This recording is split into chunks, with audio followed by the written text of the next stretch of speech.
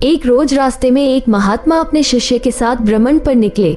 गुरुजी को ज्यादा इधर उधर की बातें करना पसंद नहीं था। कम बोलना और शांतिपूर्वक अपना कर्म करना ही गुरु को प्रिय था। परंतु शिष्य बहुत चंचल था। उसे हमेशा इधर उधर की बातें ही सूझती। उसे दूसरों की बातों में बड़ा ही आनंद आता था।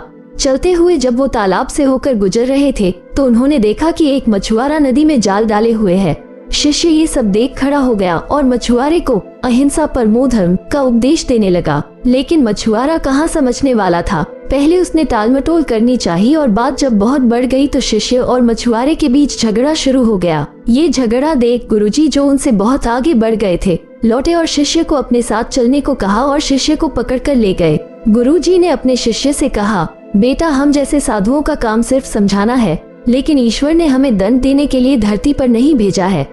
शिष्य ने पूछा, महाराज को न तो बहुत से दंडों के बारे में पता है और न ही हमारे राज्य के राजा बहुतों को दंड देते हैं, तो आखिर इसको दंड कौन देगा? शिष्य की इस बात का जवाब देते हुए गुरुजी ने कहा, बेटा, तुम निश्चिंत रहो, इसे भी दंड देने वाली एक अलौकिक शक्ति इस दुनिया में मौजूद है, जिसकी पहुँच सभी जगह है। ईश्वर की दृष्टि सब तरफ है और वो सब जगह पहुँच जाते हैं। इसलिए अभी तुम चलो, इस झगड़े में पड़ना गलत होगा, इसलिए इस झगड़े से दूर रहो। शिष्य गुरुजी की बात सुनकर संतुष्ट हो गया और उनके साथ चल दिया। इस बात को ठीक 2 वर्ष ही बीते थे कि एक दिन गुरुजी और शिष्य दोनों उसी तालाब से होकर गुजरे। शिष्य भी अब 2 साल पहले की वो मछुआरे वाली घटना भूल चुका था।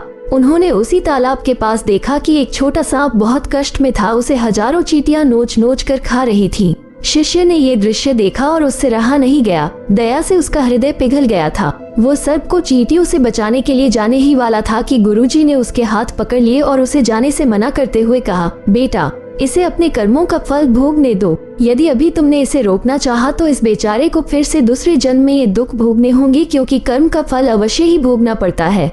शिष्य ने गुरुजी से पूछा, गुरुजी, इसने कौन सा कर्म किया है जो इस दुर्दशा में ये फंसा है? गुरु महाराज बोले, यह वही मछुआरा है जिसे तुम पिछले वर्ष इसी स्थान पर मछली न मारने का उपदेश दे रहे थे और वह तुम्हारे साथ लड़ने के लिए आग बबूला हुआ जा रहा था। वे मछलियां ही चींटी है जो इसे नोच नोच कर खा रही है।